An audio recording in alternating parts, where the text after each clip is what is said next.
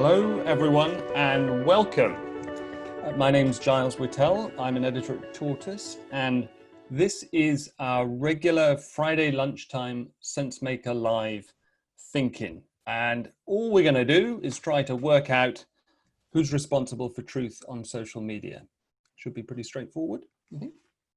In fact, as I have been confessing to some of our guest speakers who are with us already, as you guys are all let in, I find this subject incredibly complicated. And I think if you do too, then let's all be honest about it. First, I want to say a big thank you to Santander, who is our partner for all these Friday lunchtime think-ins. They are great supporters of our journalism at Tortoise. And next, some pre-flight announcements, if you will. We have, as I say, some great guests who we'll get to in due course. But the point of any think-in, whether it's one of our usual evening think-ins or lunchtime ones, is for everyone to pitch in, or should I say lean in, because this has the Silicon Valley component. So although you have all arrived muted, you will be unmuted if you want to say anything. Those of you who've been to these think-ins before know that you have various options for getting involved. You can raise a digital hand by clicking on the participants list and then on the raise hand button on the bottom right hand corner of that list.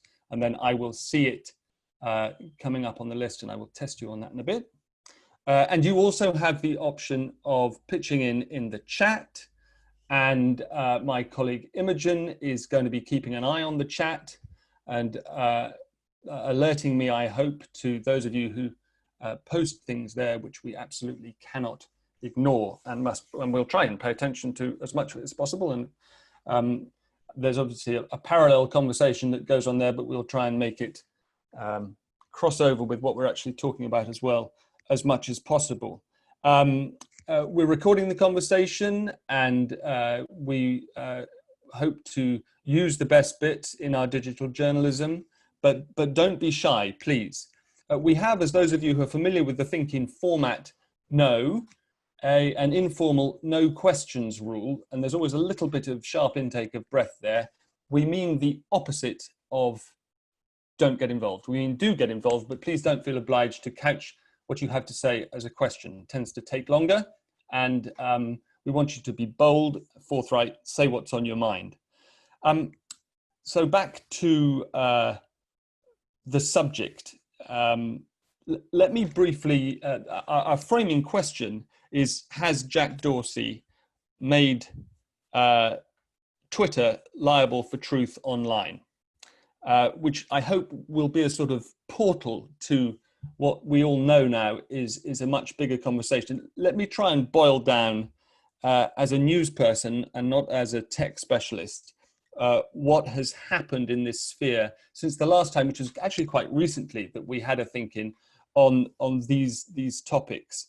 At that point, the focus was on the social media platforms' responsibilities and behaviors in the wake of George Floyd's death. So we had a focus on that in particular. But since then, Twitter's founder and CEO, Jack Dorsey, has doubled down on his policy of labeling world leaders' controversial tweets as misinformation. That is in many cases a euphemism for Donald Trump, and one of the more recent ones that was put behind sort of framed in a warning window was a warning to protesters in DC not to try and set up an autonomous zone of the kind that has been set up in Seattle. They would be met with force if they tried it, he said. And that earned him as I say, a sort of warning window from Twitter.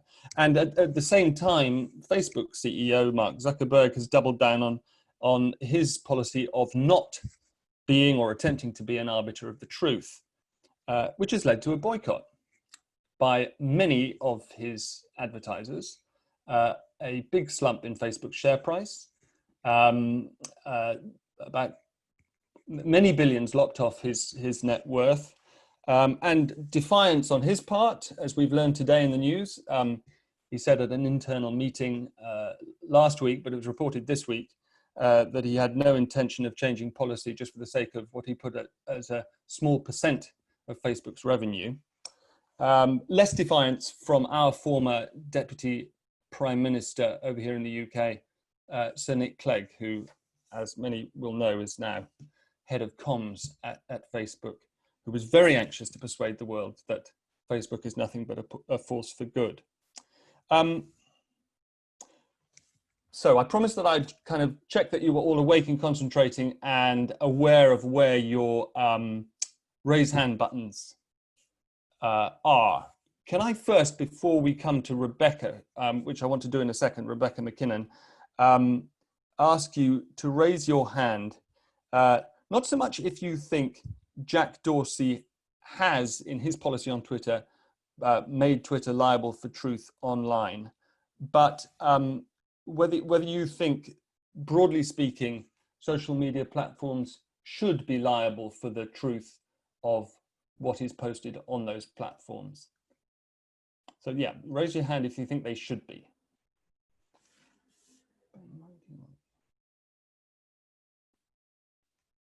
Now, I don't think we have a way of counting, do we? But this is really interesting, because I was hoping that I'd be able to tell roughly whether there's more or less than half of you believe that there should be a duty on the social media platforms to do that kind of policing. And eyeballing our list, I'm thinking it's significantly less than half of you believe that. Rebecca Mackinnon, thank you so much for joining us from, it's New York, isn't it? It's not... Washington, D.C., actually. D.C. Rebecca is founder and director of Ranking Digital Rights. You also have various academic posts, including at the University of California. You're the author of Consent of the Networked. And before that, in what may seem a previous life, you were CNN bureau chief in Beijing and Tokyo. Thank you very much for joining us. Let's at least start with this question of Dorsey's stance on Trump's communications. Do you think the position that he's taken will be seen as a turning point, and should it be? Thanks, Giles. Well, I guess that there's a few things here. You spoke of liability, which is being held legally responsible, and I think there's a difference between liability and responsibility that we can perhaps unpack further later on.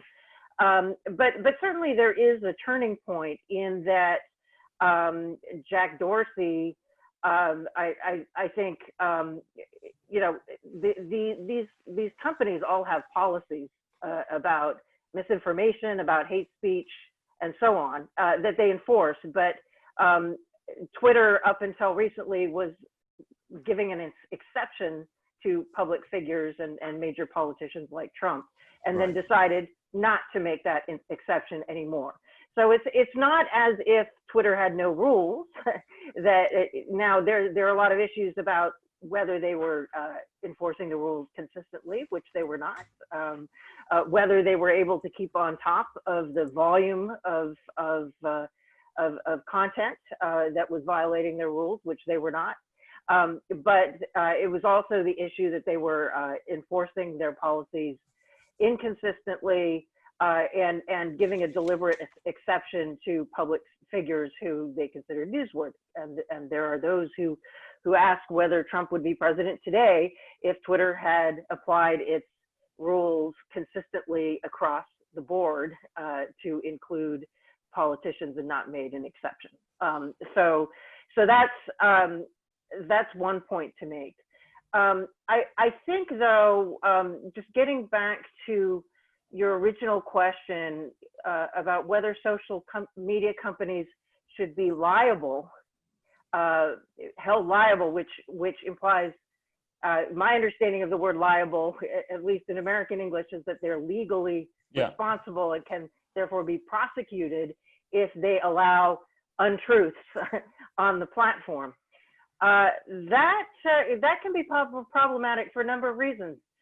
Guess which country had the first fake news law, effectively, although it wasn't called a fake news law.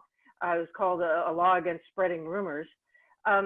Which country, can you tell me, had the first law against falsehoods on the internet? Someone in the chat, Karen, has said Russia. I'm going to go with China. Russia, China, exactly. So Russia was close, but China. So the problem is who is defining what is truth, right? We're seeing actually quite a lot of authoritarian countries using fake news laws to crack down on dissent, to crack down on investigative reporting that perhaps might find that the cousin of the prime minister had done something illegal, and the government considers it to be fake news or spreading of a rumor, and the person who posts that online is arrested. So there's a slippery slope here when it comes to liability, and that's why, you know, again, in terms of British law and the debates around liability, I'll leave that to British friends. But in the United States, you know, it's been widely reported that there's a legal provision called Section 230 that that shields social media companies from liability for what their users do. And there's a great deal of debate about whether that should either be revoked or revised. Section 230 does not, contrary to some misreporting, it does allow companies to actually moderate and labeling of putting warnings on somebody's content does not actually change the immunity under Section 230 of a social media platform. Now there are those who'd like to reform Section 230 to say that the companies need to be acting in good faith in the way in which they moderate, or they need to be more transparent about what their rules are and how they're enforcing them and so on. And there's a lot of debate about that. But more broadly, if you ask international free speech and human rights activists, activists who work not just say in Russia or in other authoritarian contexts, but also in places like India, they'll tell you that immunity from liability is quite important for human rights in terms of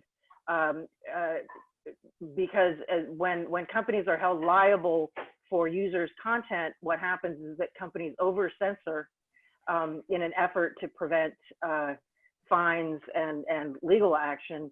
And what happens is that activists and journalists and so on get censored. So it's a really tricky issue in that sense.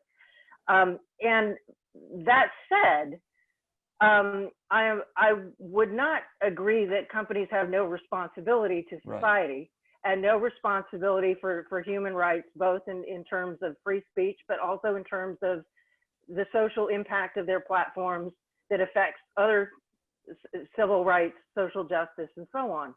And so my critique of all of these companies to varying degrees is that they have really, that there has failed to be sufficient attention and consideration of how their business model is enabling the amplifying and targeting of content that then results in human rights violations. And so the companies absolutely need to be held accountable and should be held responsible for having built a business model that is contributing to the problem, is really making the problem what it has become today. I think if you say that companies should be held liable for everything their users do, we will result in a censorship situation that will not ultimately be good for free speech. So rather, it's important to look at the business model, and look at the algorithms, look at the fact that people are being targeted with hate speech, or people who are likely to spread hate further are being targeted by that content. In other words, the systems that are built to maximize advertising revenue, to maximize engagement, also maximize the effectiveness of both hateful content and false content that kind of ends up being spread and targeted to this precise audiences who are most susceptible to it. Rebecca, thank you very much. I think, by the way, you're obviously right to draw the distinction between liable and responsible.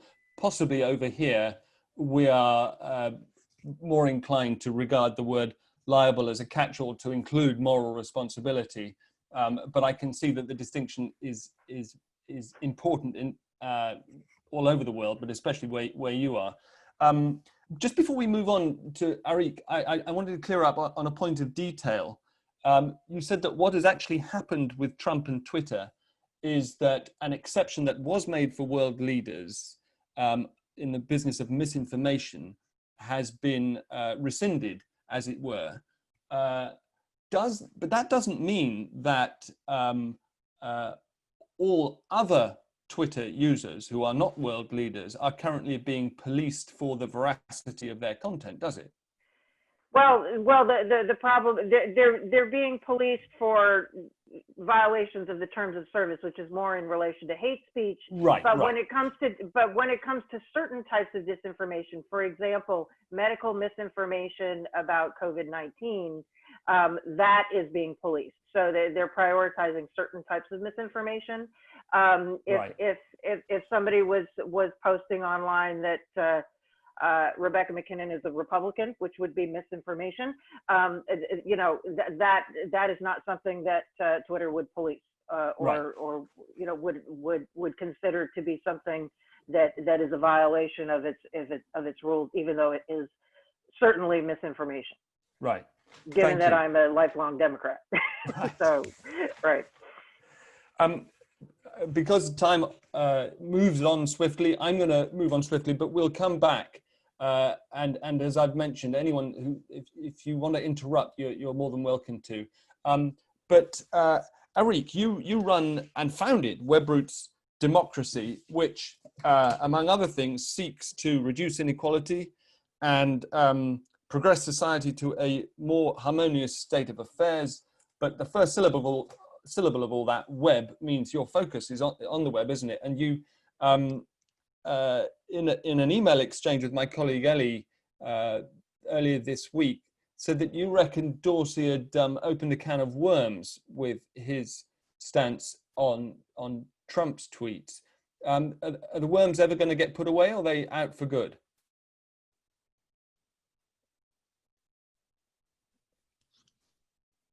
I can't hear you, Areeq.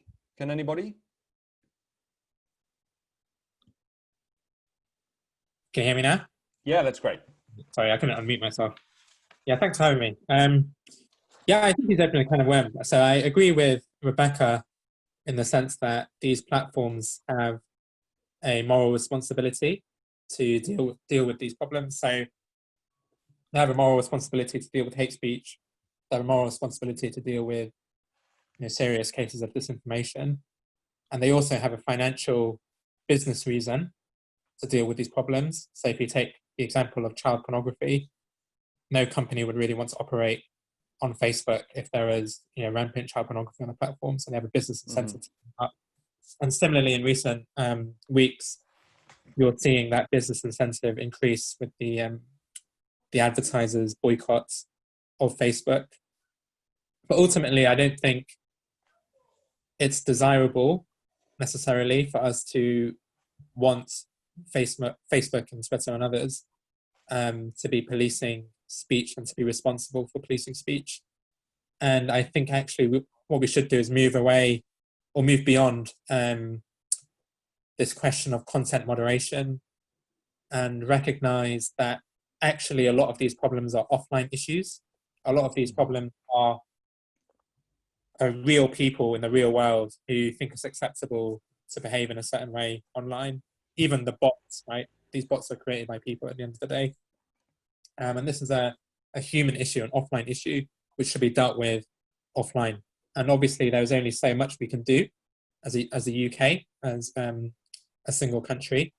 And obviously there are always risks that if you take any kind of, if you pursue any kind of state regulation, other countries with repressive regimes may follow. But an example I always give in response to that kind of critique is, in China they have elections, right? In Russia they have elections. Just because the way they do elections there isn't a certain way, it doesn't mean that the idea of elections is therefore bad. So I think we should pursue regulation on these issues, but I think our focus of regulation should be how can we ensure that people offline are no longer behaving in this way, and how can we inoculate ourselves against the inherent risks of disinformation and hate speech online. And I say it's inherent because the purpose of social media is that anyone can basically post anything, right? And obviously these platforms will do stuff to try and clean it up, but we're talking about billions of pieces of content that's being uploaded every day. They'll never be able to hire enough human content moderators, and all of the content is unknown before it's uploaded. So all action will be retrospective and after the event, and often that's still too late. So if you take the example of, so one area I've been looking at a lot is deep fakes, right? So these are basically Photoshop video. What happens if a deep fake is uploaded for 5-10 minutes? That's enough time for it to be replicated many, many times. And therefore, often even a very quick retrospective action isn't enough. So we need to really focus on proactive solutions. And one thing I've been pushing through WebRoots Democracy is this idea of introducing a civil internet tax. And this would basically be a civil internet test or text? Tax, T-A-X. Tax, yes, right. Sorry. This would be a domestically applied tax against social media giants based on the number of users that they have within a particular jurisdiction. So let's take, for example, Facebook in the UK. They have 40 million users. You could apply a tariff of, let's say, £1 a user. It'd be 40 million pounds, right? And obviously you'd have to think about who would meet that threshold. It could be based on global revenue, type of company, that sort of thing, as you do with all sorts of different taxes. But the key thing would be is that money would be reinvested in offline initiatives on anti-discrimination, on digital literacy, because the real work on this problem, I think, needs to be done offline. It needs to be reaching out into particularly the hardest to reach communities. And one example, whenever I think about these issues around tech, I always think about my dad, who's a very ordinary person, doesn't really use the internet that much.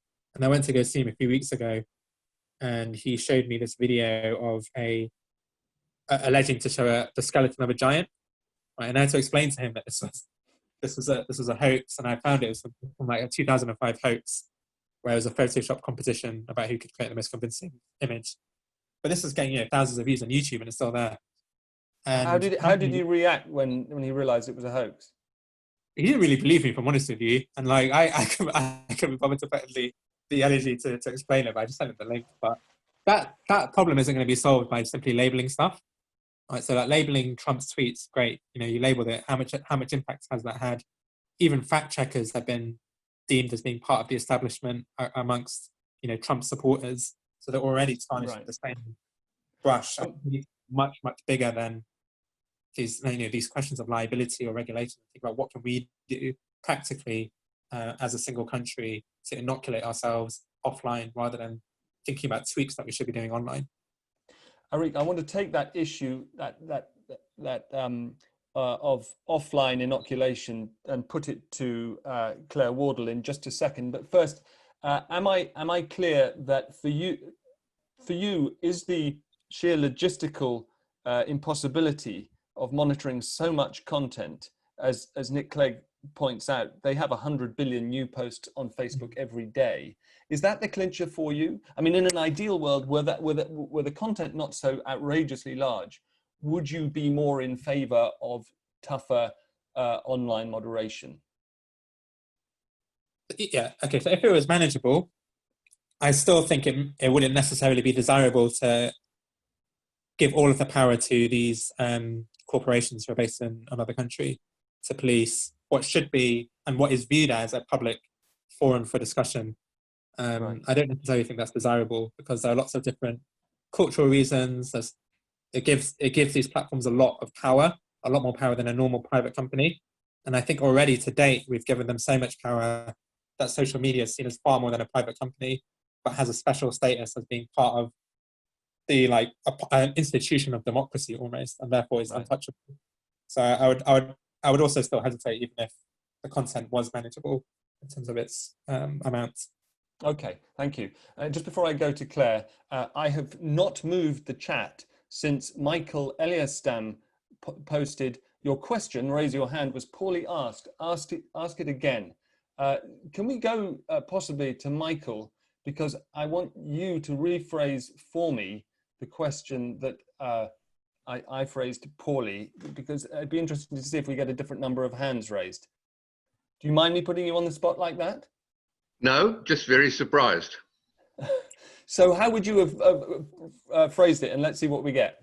So, well, my sense was people weren't ready for it, and the icon to raise your hand, or whether you meant raise your hand so that just visibly. Oh, I see. So I would add and I think you went too quickly. Okay. And I was surprised by the result, so that's why I put that note in. So I would try again, make sure people know what you mean, and then ask it.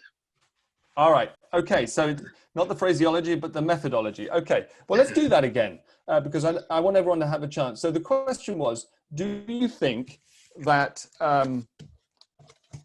that social media platforms should have a responsibility to for the truth of what is posted on those platforms? And I mean your digital hand, the blue digital hand that you will find at the bottom of the participants list. So very quickly, we'll have another go at that and see if we do get a different result. Of course, I should have counted.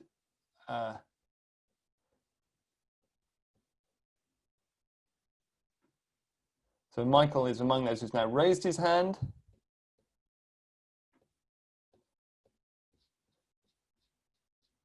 Okay, well, I'm not going to take up too much time counting hands. There may be a few more now, Michael, but I'm still struck by the number that are not raised. Anyway, now I'm going to go to the bottom of the chat. But Dr. Claire Wardle, who's also joining us from the East Coast of the States. Claire, I hope we can find you. You are the co-founder of First Draft, and you teach at the Kennedy School at Harvard. And I confess... I don't do that. I used to. Not anymore. But that's a bit of misinformation, though. Misinformation? It is. I'll just give a quick real-time fact check. Oh, my goodness. All right. Well, we won't get too deep into that, but there are so many different institutions there in Boston. It's hard to know which one you're dealing with. But I was listening to you last night on in a sort of Q&A online, talking about the trumpet of amplification and the process by which you have seen in your research misinformation travel from sort of fringe sites like 4chan through various parts of the online world to the mainstream media. It seemed very persuasive to me. In light of that, what do you make of Areeq's emphasis on offline regulation? Do you think that could solve the problem, or is it going to leave unaddressed the trumpet of amplification that you talk about, and the bad actors, if you like, that feed stuff into it? Yeah, I mean, I think that what we're starting to talk about here is understanding the full information ecosystem. And these conversations disproportionately focus on Facebook and Twitter. Research disproportionately focuses on Facebook and Twitter, and we understand why it's easier to access. But when you see the full ecosystem, where a lot of these campaigns start in these anonymous spaces, and they don't have very big audiences. So ultimately, if they can't trade up the chain, which is what the trumpet amplification is trying to say, is, you know, it moves from 4chan, then moves into maybe a Twitter DM group or WhatsApp group, then might move into a conspiracy space on Gab or YouTube or Reddit. It's open, but if we're not in these spaces, we don't necessarily see them. Then it goes to Facebook, Twitter, and Instagram. And that's often where the journalists find it. And they don't necessarily know that it has a provenance. And at this point, they say, okay, there's something going on here. Or the extra element here now is politicians and other elite organizations or people. Mm-hmm. And by that stage, it's very difficult for the mainstream media to not cover it, because you've had a politician, or you've had it's on Facebook and it's trending on Twitter. And so there's a sense of like, we have to talk about it, but that's the strategy, that's the media manipulation. And the one thing I'd say when we talk about regulating platforms is, you know, if we get Twitter and Facebook and, you know, the YouTube, the bigger players to say, okay, how are we going to think about places like Parler and Gab or Discord? And again, that's not to say we shouldn't be thinking about it, but I think not only these smaller platforms, but also offline, and how do we understand how all of these things intersect? And unfortunately, it's so complex, and we're so desperately worried. We're looking for a solution, and a simple solution. And the truth is there isn't one. We're not going to get out of this quickly. And I also, to Areeq's point, yes, platforms, yes, I'll quickly say this, research, research, research, research. My fear about us talking about regulation is we know almost nothing about the scale and impact and harm of all of this. Yes, I think we're all right to say there's definitely something very serious happening here, but I'm very concerned about our absence of longitudinal research. Lots of this content doesn't hit a content moderation level or guideline, and that's deliberate. These bad actors know exactly what they're doing, and they go right up to the line and then they stop. But so that means, sorry, what do you mean by longitudinal research as opposed to research? So I'm concerned about the drip, drip, drip, drip, drip of hyper-partisan conspiracy content, none of which the inner space where we believe in freedom of expression, we'd say that should be taken down.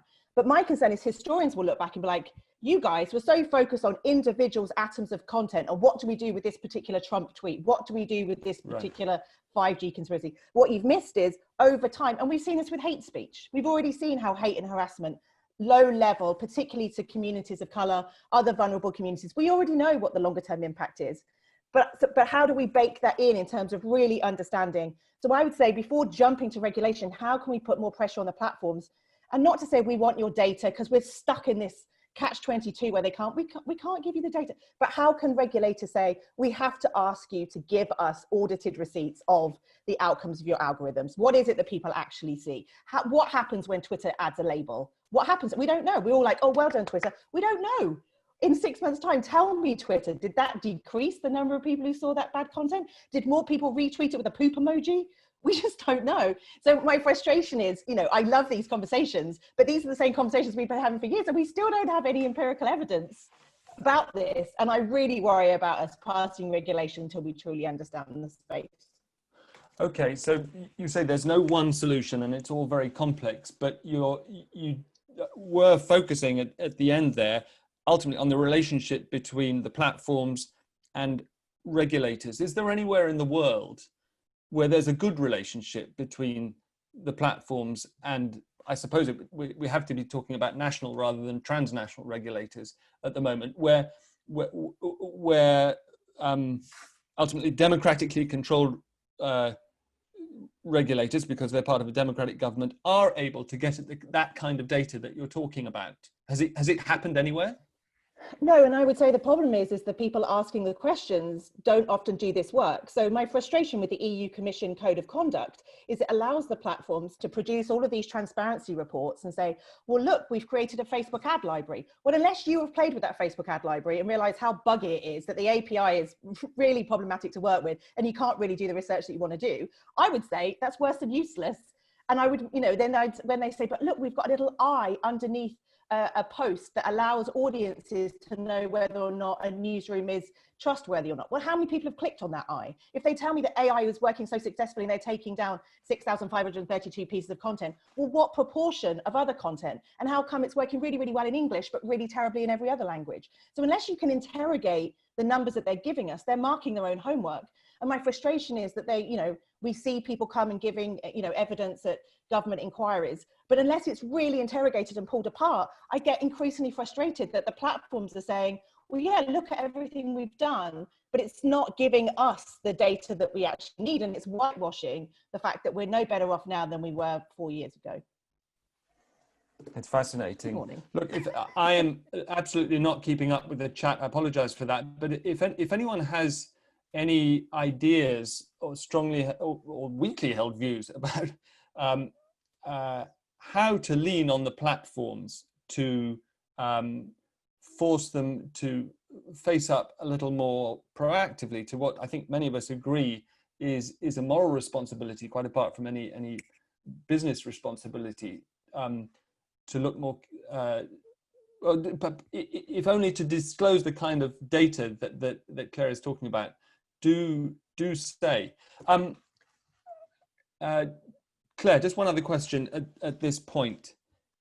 I mean, I don't know, maybe you are often asked to interrogate the platforms in official fora, but if you were invited over to the UK to help our rather under-resourced Parliament interrogate the platforms over here, or to offer a policy recommendation for how Ofcom could better regulate, let's stick with misinformation as opposed to as distinct from hate at the moment, what would be your single most forceful recommendation?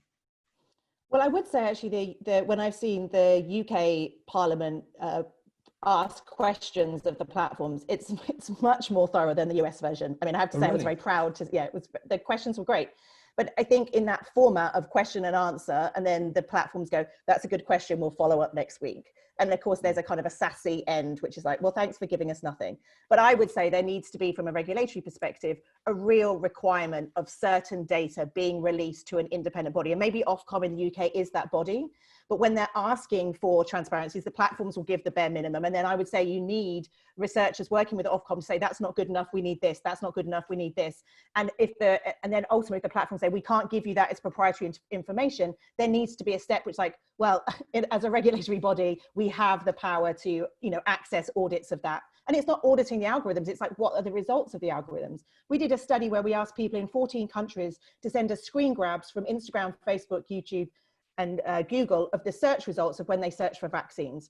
And the results were incredible. I was like, why did we have to ask 400 people in 14 countries to send screenshots for us to understand what people see when they search for vaccines? It's utter nonsense. I mean, that should just be bog standard what governments are asking for, to understand what it is that people see when they search for these things. So we have a sense of it. So I just, that would be my number one starting point. Okay, great. Thank you. I'm just looking on the chat. Samantha Fiander has written that hate speech, misinformation, ignorance, discrimination was not created by social media. It is only an amplifier. I don't know if you want to expand on that, Samantha, if we could come to you, because my concern is that clearly as Steve Hatch, Facebook's UK CEO, said this week, when there's hate in the world, there will also be hate on Facebook. But is there not a risk that and this applies to what Areeq was saying earlier as well, that if we regard this as the online version as simply the online version of an offline problem, that we miss the bad actors who are consciously exploiting criminal and other opportunities online. Am I being over alarmist? Is Samantha around? I am, but I'd rather speak rather than be on video, if that's okay. Yeah, that's fine. So I think you can't separate. I think you're right in that you can't separate them as an isolated problem. But I think that there is too much being asked of these platforms and not enough being asked about human behaviour.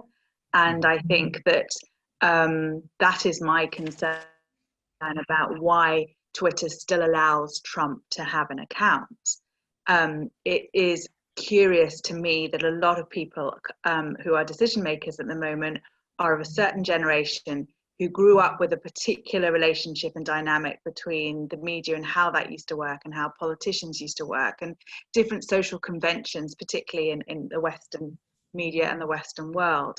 And they're trying to apply it to a very different set of circumstances and a very different set of characters. And we are not having a conversation about what is okay, how it is okay to be respectful of people's different opinions, but not to seek to persuade them with hate speech or misinformation. And we're not equipping people to understand that some things are not okay. And I saw a comment on the chat about anonymous accounts. My concern is not so much anonymous accounts, and I think you can do a lot with that.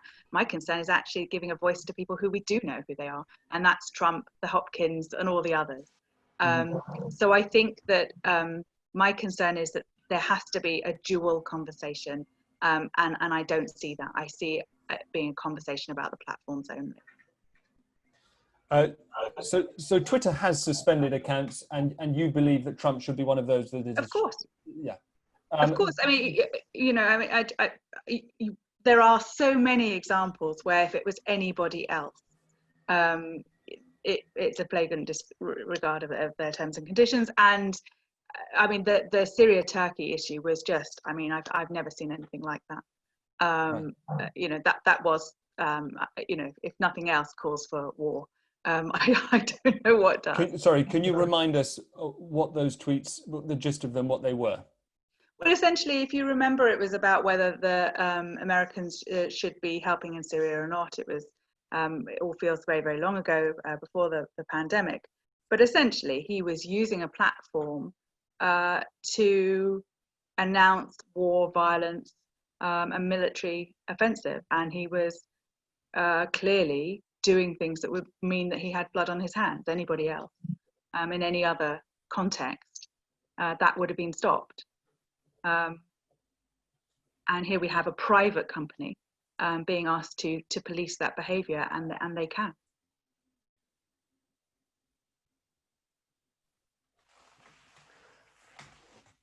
Thank you very much.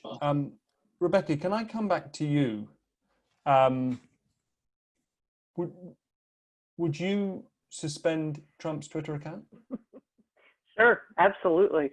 But I think what we've really got here, I mean, just listening to the conversation, it really underscores a conclusion that I've reached, which is that fundamentally, the targeted advertising business model that enables the amplification, the targeting, that takes problematic groups and problematic speech that have always been problems offline, and enables them to be weaponized and spread in the way that they do.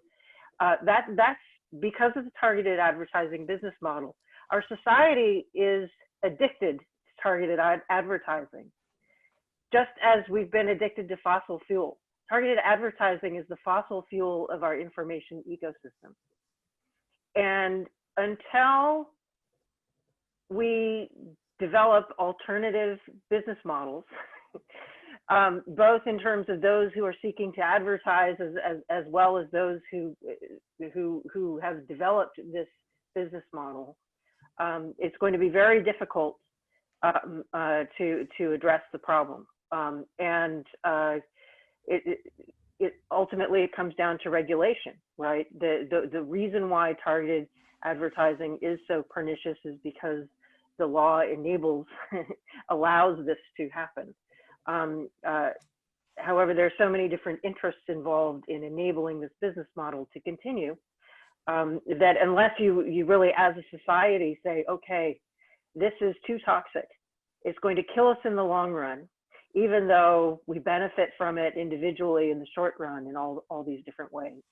And unless everyone says, okay, you know, we're going to make a collective decision to move away from this dependency, it's going to be difficult to really deal with the volume and scale. And another aspect of this relates to antitrust and competition law, and the fact that platforms like Facebook in particular have become so powerful. Why was it possible for Facebook to be weaponized really as a vehicle for genocide in Myanmar? Because in Myanmar, Facebook is the internet. That's all that people use. Due to the commercial relationship, nobody uses the internet. Very few people use the internet through their nobody has laptops. They're accessing the internet through mobile phones, and there's tie-in between Facebook and mobile phone companies. People are given a Facebook account when they get online for the first time. Facebook is the internet for people there. And so because it's so powerful, and because very bad people have learned to weaponize and use the platform to very evil ends, we saw what happened in Myanmar. And so the scale and power issue is part of the problem as well. There's also, several people mentioned the broader information ecosystem. I think Claire mentioned that too. Just the fact that so many people are dependent on a small number of social media platforms for their news, that local news is dying out, that society is not supporting and paying for alternative sources of news, alternative sources of research and investigation, whether it's academic or whether it's journalistic, that there's not enough kind of trustworthy institutions that are purveyors of reporting and information to counter disinformation or hate speech. Again, it's this whole ecosystem problem related to what society prioritizes, what society pays for, what society values, the way our economy works, the way our digital economies work. Right. I want, while there's still time, to go to Steve Barnett, if possible. You said a few minutes ago in the chat that you agreed with what Avaz was saying on social media. Did you mean Avaz or Areeq? On social media regulation, but you also say here that tech companies should be obliged to detox algorithms. Is that possible? How is that done? Hi, thanks, Giles. I'm not a text expert, but it is possible. I think somebody earlier was talking about the importance of transparency.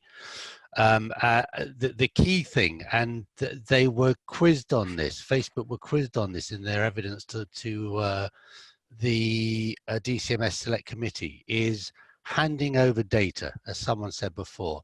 If they are obliged through regulation, through statute, to hand over their data on algorithms and how their algorithms work, then it makes it much easier for a regulator to ensure that the reach of any kind of disinformation or hate speech is restricted, or rather that the social media, the tech companies are themselves regulating that reach. And if they're not, then you need a regime of sanctions, and Ofcom is certainly the best place to impose that, a regime of effective sanctions that will penalize the tech companies for not doing what Parliament has said it ought to do. But the reason that I think I said in the chat that I like the Avaz position is that it's based on not restricting speech, but restricting reach. So you can say what you want within the law, and I have some sympathy with the Facebook position that they should not decide what is and is not hate speech. That is for parliaments to decide. But if it's lawful but hateful, should people have the right to say those things? Maybe they should, as long as they're not reaching hundreds of thousands or even hundreds of people. So it's restricted to a chat in the pub. There is hateful speech. People have hateful speech in groups in the pub. We don't like it. It's not very nice, but we don't regulate it. So it's the same. Steve, what is the equivalent of the pub in Facebook? Is it a closed Facebook group? What's the equivalent of the pub? It's a small group. It's a WhatsApp group, I suppose. How big is a WhatsApp group? We don't regulate WhatsApp groups, and I'm sure there's some pretty nasty stuff. Well, we know there's some nasty stuff that goes on there. So that would be the equivalent. It's not allowing people like, we mentioned Trump, Hopkins, etc., the hate mongers, to actually extend their hateful speech beyond the very small group of people who they can reach as they would in a WhatsApp group. Thank you, Steve.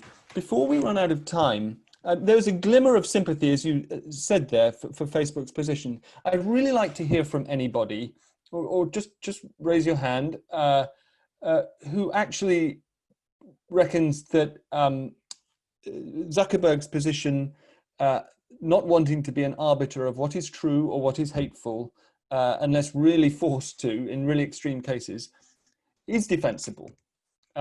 Is there anybody who admires his effort to create in Facebook a sort of online facsimile of the real world, unpoliced, genuinely free, and who defends what is now looks like a rearguard action on his part to defend the way Facebook does business? Is there anyone with even more sympathy for Facebook there than Steve expressed? Go on, don't force me to be devil's advocate. Let's see a nice hand go up. Ah, yes. Sorry, I wasn't at the right part of my list. Well, let's come to Amel Kabul and then Lucy Huberman in that order, if possible. Yeah. Hi. Here's Amel. Amel, I'm sorry. You know, I've been on the receiving end of both. I was cabinet minister in Tunisia after the revolution, and being a public person there, I see the power of, you know, because in Tunisia, Facebook is almost internet. Most Tunisian use Facebook as internet. Sorry, coughing nowadays is a dangerous thing to do now.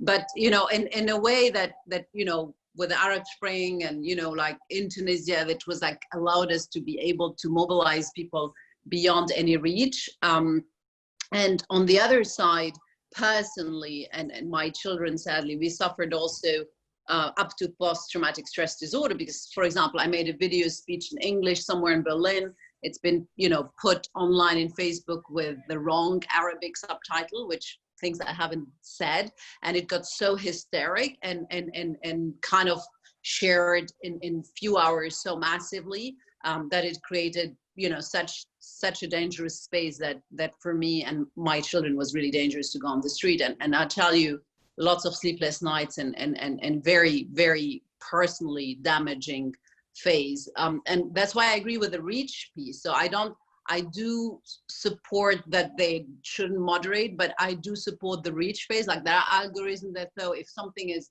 hysterically shared, suddenly with hundreds of thousands or millions of people, that there should be a mechanism to say, let's check, is this some kind of rage or hate or fake thing going on, or is this real? Like, and the possibility also for people to be able to reach out to the platform and to contest is very, very difficult, up to non-existent. When I was a public person, yes, I could do that. I had that advantage, but once I was a normal person, I couldn't anymore. And so it's like when you have a demonstration on the street, yes, we are a free country, but if suddenly you have 100,000 people storming into a village and killing people, then police will show up, hopefully, you know. So, and what is the equivalent of that on social media? That's my big question. You know, it's so the reach and that amplifier effect is more than just it's an offline problem that becomes online.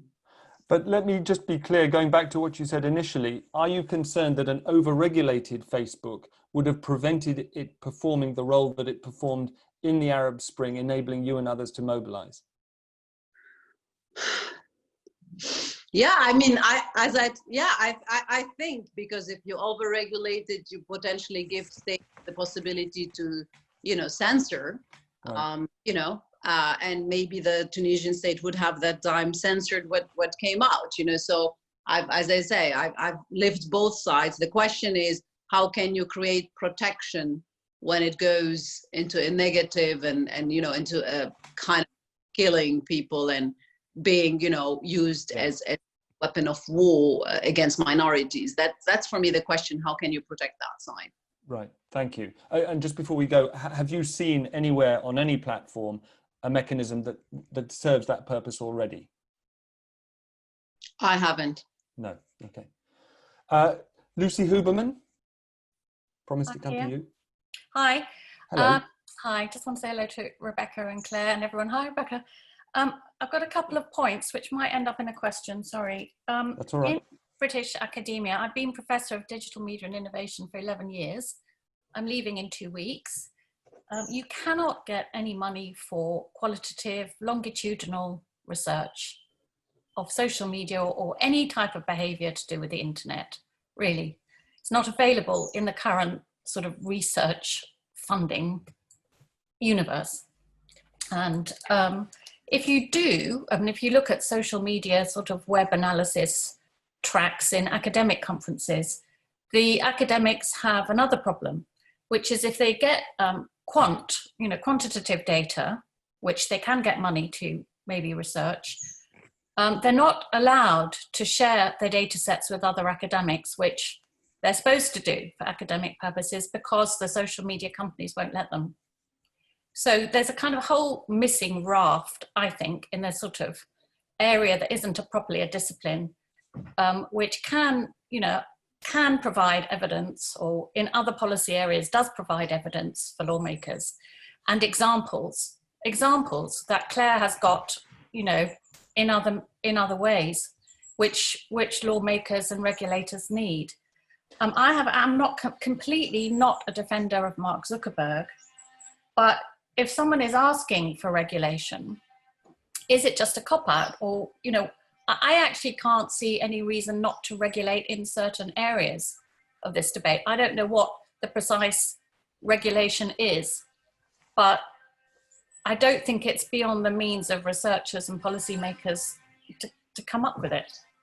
And I just really wanted to ask Claire and Rebecca as well if they knew of anybody doing, a robust research of a qualitative nature that would help this. Claire? And then I want to come to Areeq before we run out of time. Yeah, I can't agree more, Lucy, and I'm really grateful that you brought that up. I don't know of anybody doing good research. We're doing some qualitative research on labels because all these platforms are now doing labels and nobody's doing that. But it's why everybody does Twitter analysis using the Twitter API, because they can get it. It's the drug man around for the keys, and I could not agree more. So yeah, anybody who wants to change that, it would be a massive breakthrough. I'm leaving. Is there more? Is there the same shortage of cash for it in the States? No, it's not cash. It's not cash. Ah, what is it? It's not about cash. It's about the priorities of the research councils. It's all about the sort of overarching, in the UK anyway, sort of funding that goes for quantitative research, for IT, various other things. There is no sort of social sciences, humanities, qualitative research funding for data analysis. It just is not there. Right, well, it's a really important point. Areeq, can I come back to you before we run out of time? Because you mentioned this tax that you've proposed as a source of funding for offline work to deal with what you argue is ultimately an offline as well as an online problem. Can you give us any examples of how you would use that money offline? Yeah, so you'd create a, I guess you could call it the Civil Internet Fund, right? And organizations, institutions, researchers would apply to this and fund initiatives which may help. So one of them could be, let's say, someone could go to like older Asian communities in the UK and teach them about digital literacy in a language they can understand, right? That could be one example of what you would do. The key thing is that not everything would work, and not everything was going to give you immediate returns, right? This is such a huge issue. When we talk about hate speech, what we're actually talking about is sexism, racism, homophobia, problems which have dated back, centuries, right? It's never going to be solved overnight, and the only way it can be solved is through like hard graft. There's no algorithm or anything else that's going to solve it. And the analogy I've been using recently is the coronavirus, right? So coronavirus, huge problem, global scale, invisible, causes harm, causes death. On the face of it, it may seem like you'll never overcome it, but in reality, probably 2021, 2022, we'll have eradicated it and go back to pre-coronavirus life. And the reason for that is because we're spending trillions of pounds globally on fiscal support, creating vaccines, making adjustments for social distancing, and we're funding lots of different trials and initiatives which may or may not work.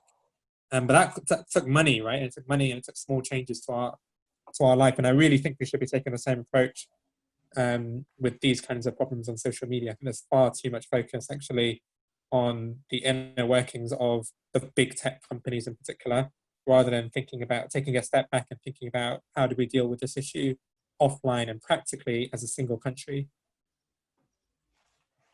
Thank you very much. It's 2 o'clock on the dot. I really want to give the three of you who've been kind enough to come along as our guests one more chance. It's got to be a binary. I'm going to give you a binary yes/no question.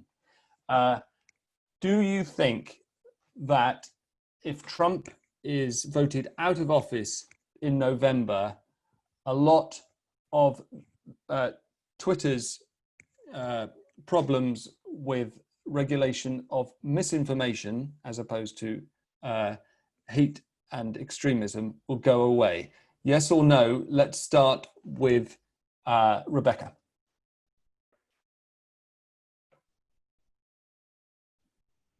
No. Claire. No, but he's not leaving in November. That's the bigger question. It's a huge question. It's one we've addressed in Tortoise Sensemaker this week. I think there's a lot of wishful thinking there, but that's for another time. Areeq. Yeah, no, I don't think it'll disappear. Like I said, it'll take decades, many decades for this issue to disappear, I think. Many decades, oh heavens. Well, look, thank you all very much for coming. I've started ringing lots of really important points in my notes. I started as real ignoramus here. I feel I've learned a great deal, starting with the important distinction between liability and responsibility, which clearly is central in the debate in many parts of the world. Rebecca's point that we've got to be careful about using laws to crack down on social media platforms because authoritarian countries will leap on them and possibly mimic them. The relationship between business models based on targeted advertising and the amplification of misinformation and disinformation.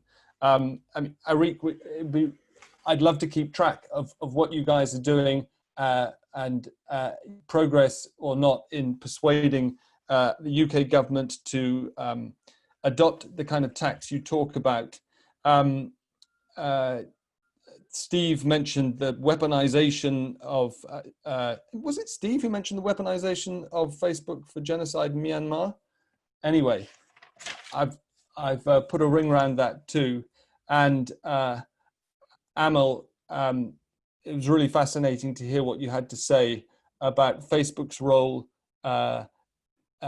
during the Arab Spring, but several of us seemed to alight on the idea, the importance of, well, the distinction between reach and speech, and the importance of finding a mechanism to limit reach rather than limit freedom of speech. You all seem to agree that Trump leaving office is not going to solve much. These problems are with us for decades, Areeq said at the end. And I know that some of you have been to many of these kinds of conversations, and you may feel, as I do sometimes with climate change conversations, that we don't get anywhere, but I feel I've got made a lot of progress in becoming educated myself today. So thank you to all of you. I'm sorry that we couldn't get to more people in the chat. The chat just flies by. Thank you, Imo, for monitoring that, and Barney. We can all wave to each other, wish each other a good weekend. Don't drink too much, guys, whether you're in the UK or the US. It's July 4th, our pubs are opening too early. Good luck. I hope you're all in one piece on Monday morning. Thank you very much for joining us.